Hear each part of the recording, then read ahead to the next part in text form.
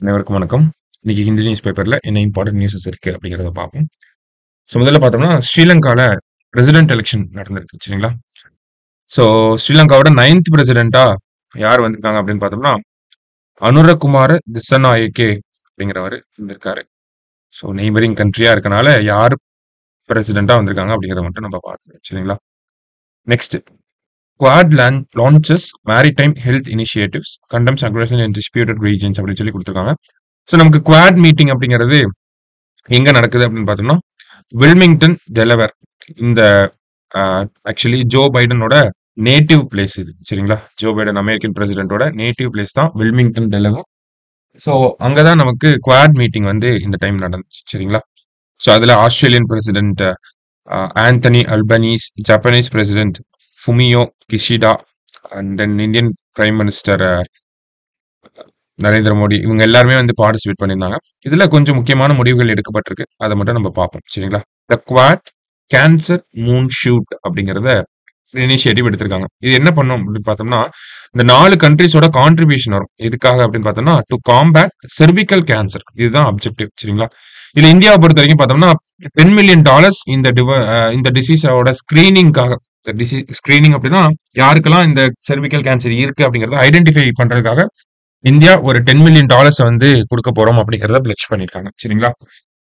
அதே மாதிரி serum institute of India இவங்க தான் பார்த்தோம்னா செர்வாவேக் அப்படிங்கிற வேக்சின் வந்து உருவாக்கியிருப்பாங்க. ஸோ அவங்களும் கேவி அப்படிங்கிற குளோபல் அலையன்ஸ் ஃபார் வேக்சின் அப்படின்னு சொல்லுவோம் சரிங்களா. Global alliance for vaccine. So இந்த ரெண்டு அமைப்புகளும் சேர்ந்து என்ன பண்ண போறாங்கன்னா ஒரு 40 million வேக்சின்ஸ் வந்து சர்விக்கல் கேன்சருக்காக கொடுக்க போறாங்க சரியா. அதுதான் இந்த குவாட் கேன்சர் மூன் ஷூட் அப்படிங்கிறது. அடுத்தது மைத்ரி ஒர்க் ஷாப் அப்படின்னு கொடுத்துருக்காங்க. அது என்ன அப்படின்னு பார்த்தோம்னா a maritime initiative for training in the Indo Pacific அப்படின்னு கொடுத்துருக்காங்க. ஓகேவா. Maritime initiative for training in the Indo Pacific. எதுக்காக அப்படின்னு பார்த்தோம்னா to monitor and secure Indo Pacific waters, enforce their laws and deter unlawful behaviour. அதாவது Indo Pacific ரீஜியன்ல இருக்கக்கூடிய அந்த ஒரு கடல் பரப்பு இருக்கு இல்லையா, அதை மானிட்டர் பண்றதுக்கு, அதை செக்யூர்டா வச்சுக்கிறதுக்கு, அந்த இடத்துல லாஸ் என்ஃபோர்ஸ் பண்றதுக்கு, தேவையில்லாத சட்டவிரோதமான நடவடிக்கைகளை தடுக்கிறதுக்காக இந்த மைத்ரி அப்படிங்கிற மேரிடைம் இனிஷியேட்டிவ் ஃபார் ட்ரைனிங் இந்த இந்தோ பசிபிக் அப்படிங்கிறத கொண்டு வந்திருக்காங்க சரிங்களா. ஸோ பார்த்தோம்னா இது ஒரு மிலிட்டரி எக்ஸசைஸ் மாதிரி தான் இருக்கும். இந்தியா தான் நெக்ஸ்ட் இயர்ல இந்த மைத்ரி அப்படிங்கிறத ஹாஸ் பண்ண போறோம் சரிங்களா. ஸோ இது ரெண்டும் இந்த குவாட் ரிலேட்டடா இருந்த முக்கியமான விஷயங்கள். அடுத்ததா பார்த்தோம்னா 45th செஸ் ஒலிம்பியாட் அப்படிங்கிறது நமக்கு புடாபெஸ்ட்ல நடந்துச்சு ஓகேங்களா. புடாபெஸ்ட் எங்க இருக்கு அப்படின்னா ஹங்கேரி அப்படிங்கிற நாட்டோட கேபிட்டல் தான் புடாபெஸ்ட் சரிங்களா.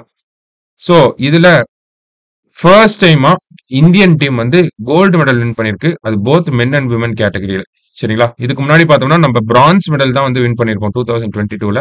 முதல் முறையா நம்ம கோல்டு மெடல் வந்து வின் பண்ணிருக்கோம் செஸ் ஒலிம்பியாட்ல. ஸோ அதை பத்தின செய்திகளை கொடுத்திருந்தாங்க சரியா. அடுத்ததா பாக்குறப்ப delta region to get first mini Tidel park. இந்த மினி டைடல் பார்க் அப்படிங்கிறது போன வருஷம் பட்ஜெட்ல 2023-24 பட்ஜெட்ல அனௌன்ஸ் பண்ணிருப்பாங்க. அதன் அடிப்படையில தமிழ்நாட்டோட ஃபர்ஸ்ட் மினி டைடல் பார்க் விழுப்புரம்ல வந்திருக்கும் நமக்கு ஓகேங்களா. விழுப்புரம்ல வந்துச்சு. அடுத்த கட்டமா பாக்குறப்ப தஞ்சாவூர்லயும் சேலம்லயும் இன்னைக்கு ஒரு 2 மினி டைடல் பார்க்க வந்து ஓபன் பண்ண போறாங்க ஓகேங்களா. அது மட்டும் இல்லாம நமக்கு அடுத்த கட்டமா தூத்துக்குடியில ஒரு மினி டைடல் பார்க் வரப்போகுது, வேலூர்ல ஒரு மினி டைடல் பார்க் வரப்போகுது, திருப்பூர்ல ஒரு மினி டைடல் பார்க் வரப்போகுது சரிங்களா. சோ இந்த மினி டைடல் பார்க்க பொறுத்த வரைக்கும் இதோட எய்ம் என்ன அப்படின்னு பார்த்தோம்னா அதோட ஆம்பிஷன் கொடுத்துருக்காங்க பாருங்க. இதுதான் நம்ம எழுதணும். To have distributed growth across the state by extending the IT infrastructure to second and third tier cities அப்படின்னு. 2ஆம் மற்றும் 3ஆம் கட்ட நகரங்கள்ல ஐடி துறையினுடைய வளர்ச்சியை உருவாக்கணும் அப்படின்னா அங்க ஒரு ஐடி இன்ஃப்ராஸ்ட்ரக்சர் தேவைப்படுது ஓகேங்களா. ஆஃபீஸ் ஸ்பேசஸ் கிரியேட் பண்ணணும், இன்டர்நெட் ஃபெசிலிட்டிஸ் வந்து கொடுக்கணும், இந்த மாதிரி நிறைய விஷயங்கள் இருக்கு இல்லையா. சோ ஒரு டிஸ்ட்ரிபியூட்டட் growth சென்னையில மட்டுமே ஃபோக்கஸ் பண்ணி இல்லாம தமிழகம் ஃபுல்லா பரவலா இந்த ஐடி காரிடார் அப்படிங்கிறது இருக்கணும். அதுதான் அரசாங்கத்தோட எய்ம். டிஸ்ட்ரிபியூட்டட் growthனா அதுதான். ஏன்னா சென்னை ஆல்ரெடி ஓவர் கிரௌடடா ஆயிட்டு இருக்கு. அதனாலதான் செகண்ட் அண்ட் தேர்ட் டயர் சிட்டிஸ்ல இந்த ஐடி இன்ஃப்ராஸ்ட்ரக்சரை ப்ரொமோட் பண்றாங்க. ஸோ தட் டீகன்ஜெஷன் ஆஃப் சென்னை அப்படிங்கிறதும் இந்த இடத்துல ஒரு முக்கியமான கீ பாயிண்ட் சரிங்களா. ஸோ இப்போ ஐடி இன்ஃப்ராஸ்ட்ரக்சரை கோயம்புத்தூர்ல டைடல் பார்க் இருக்கு. இப்போ அடுத்து இங்க திருச்சியில பண்ணலாம், திருச்சியை தாண்டினா மதுரையில பண்ணலாம்.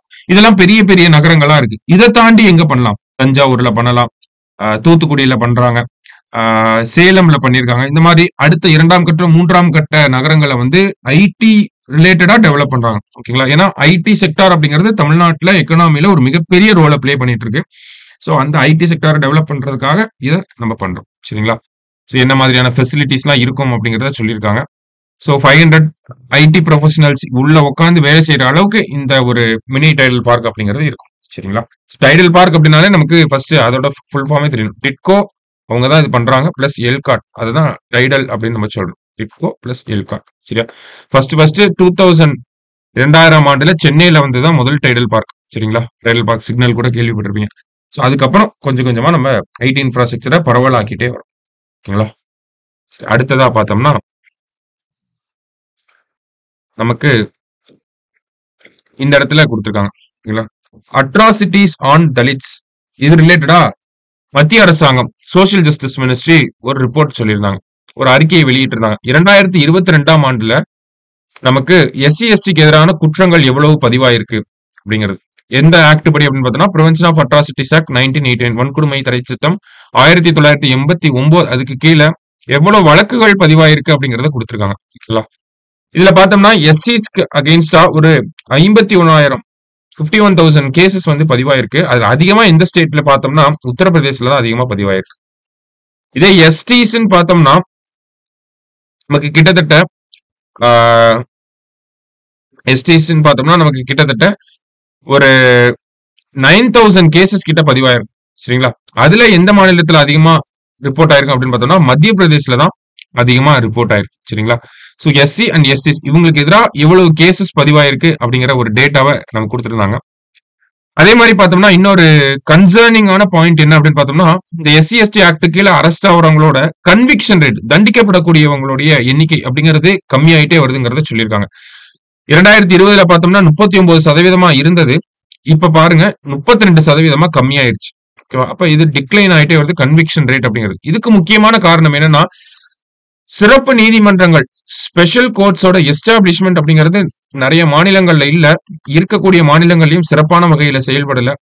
ஸ்டாஃப் பிரச்சனைகள் இருக்கு, கேசஸை வந்து ஃபாஸ்டா முடிக்காம இருக்காங்க. இந்த மாதிரி ஸ்பெஷல் கோர்ட்டோட எஸ்டாப்ளிஷ்மெண்ட் அண்ட் அதனுடைய ஒர்க்கிங் ரிலேட்டடா இருக்கக்கூடிய கன்சர்ன்ஸ்னால நமக்கு கன்விக்ஷன் ரேட்டும் கம்மியாயிட்டே வருது அப்படிங்கறதான் சொல்லியிருக்காங்க. ஓகேங்களா?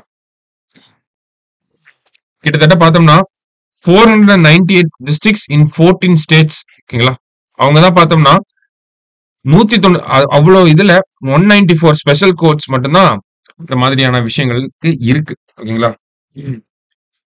இந்த கேசஸை வந்து சால்வ் பண்ணி ஒரு தீர்ப்பு வழங்குறதுக்காக இருக்கு அப்படிங்கறத சொல்லியிருக்காங்க. ஓகேங்களா? அது மட்டும் இல்லாம பார்த்தோம்னா கிட்டத்தட்ட ஒரு 13 ஸ்டேட் 97% கேசஸ் வந்து அப்படிங்கிறது 13 ஸ்டேட்ல இருந்து தான் வருது. அதுவும் முக்கியமா பார்த்தோம்னா இந்த ஹிந்தி ஹார்ட்லேண்ட் உத்தரப்பிரதேஷ், ராஜஸ்தான், மத்திய பிரதேஷ், பீகார் இந்த ரீஜன்ல இருந்து தான் அதிகமான எஸ்சி எஸ்டிக்கு அகைன்ஸ்டா இருக்கக்கூடிய கேசஸ் வருது அப்படிங்கறத சொல்றாங்க. அட்ராசிட்டிஸ் ஆன் தலித்ஸ் அப்படிங்கிறது இந்த ரீஜன்ல அதிகமா இருக்கு அப்படிங்கறத இந்த ஒரு டேட்டால இருந்தே நம்மளால புரிஞ்சுக்க முடியுது. மத்திய பிரதேஷ், பீகார், உத்தரப்பிரதேஷ், ராஜஸ்தான் இந்த மாநிலங்கள்ல பார்த்தோம்னா எஸ்சி எஸ்டி வகுப்பினருக்கு எதிராக அதிகமான வன்முறைகள் நடக்குது அப்படிங்கிறது. அதனாலதான் அவங்களுக்கு வன்முறைகள் நடக்கிறதுனாலதான் அவங்க கேஸ் ஃபைல் பண்றாங்க. கிட்டத்தட்ட ஒரு 51,000 கேஸ் கிட்ட ஃபைல் பண்ணிருக்காங்க 2022லயே. அது அதிகமா உத்தரப்பிரதேசல தான் ஃபைல் ஆயிருக்கு. ஆனா அதுல கேஸ் ஃபைல் பண்ணாலும் யாரும் குற்றவாளிகள் ஆக மாட்டேங்கிறாங்க, கன்விக்ஷன் ரேட் கம்மியா இருக்கு அப்படிங்கறதா சோசியல் ஜஸ்டிஸ் மினிஸ்ட்ரி இதுல சொல்ல வந்திருப்பாங்க. சரிங்களா? சோ அதான் நம்ம பார்க்கணும். ஸோ இன்னைக்கு ஆர்டிகல்ஸ்ல இருந்த முக்கியமான ஆர்டிகல்ல இதுவும் ஒன்று. சரிங்களா? ஏன்னா இதை நம்ம சோசியல் இஷ்யூஸ்ல எஸ்சி எஸ்டி ஆக்ட் அந்த விஷயங்கள்லாம் நம்ம படிப்போம். மெயின்ஸ் பாயிண்ட் ஆஃப் வியூல டேட்டாவா இதை நம்ம யூஸ் பண்ணிக்கலாம். சரிங்களா? பாக்ஸ் கண்டென்ட்டா கொடுக்கலாம். சோ வேற என்ன இதுல எழுதலாம்னா எஸ்சி எஸ்டி அகேன்ஸ்டா இன்னமும் குற்றங்கள் நடக்கிறதுக்கு காரணம் என்ன அப்படின்னு பார்த்தா கூட இதெல்லாம் நம்ம எழுதலாம். இவ்வளவு கேசஸ் ரெஜிஸ்டர் ஆகுது, கன்விக்ஷன் ரேட் கம்மியா இருக்கு, ஸ்பெஷல் கோர்ட்ஸோட எஸ்டாப்ளிஷ்மெண்ட் இல்ல, ஒர்க்கிங் சரியில்லை, அந்த எஸ்சி எஸ்டி ஆக்டோட இம்ப்ளிமெண்டேஷன் 1989 வந்தாலும் இப்போ வரைக்குமே வந்து ஃபெயிலியரா தான் இருக்கு அப்படிங்கிற மாதிரியான பாயிண்ட்ஸ் நம்மளால கொடுக்க முடியும். கிட்டத்தட்ட 35 இயர்ஸ் ஆயிடுச்சு, இன்னமும் சரியான முறையில இம்ப்ளிமெண்டேஷன் இல்ல. அப்ப அந்த ஆக்டுக்கு ஒரு அமெண்ட்மெண்ட் வந்து இந்த கரண்ட் ட்ரெண்டுக்கு ஏத்த மாதிரி நம்ம போடணும் அப்படிங்கறதெல்லாம் நம்ம சொல்லலாம். சரிங்களா? சோ இன்னைக்கு ஹிந்து பேப்பர பொறுத்தவரைக்கும் இம்பார்ட்டன்ட் நியூஸஸ் பார்த்துருக்கோம். நாளைக்கு ரீடிங்ல மீட் பண்ணலாம். Thank you.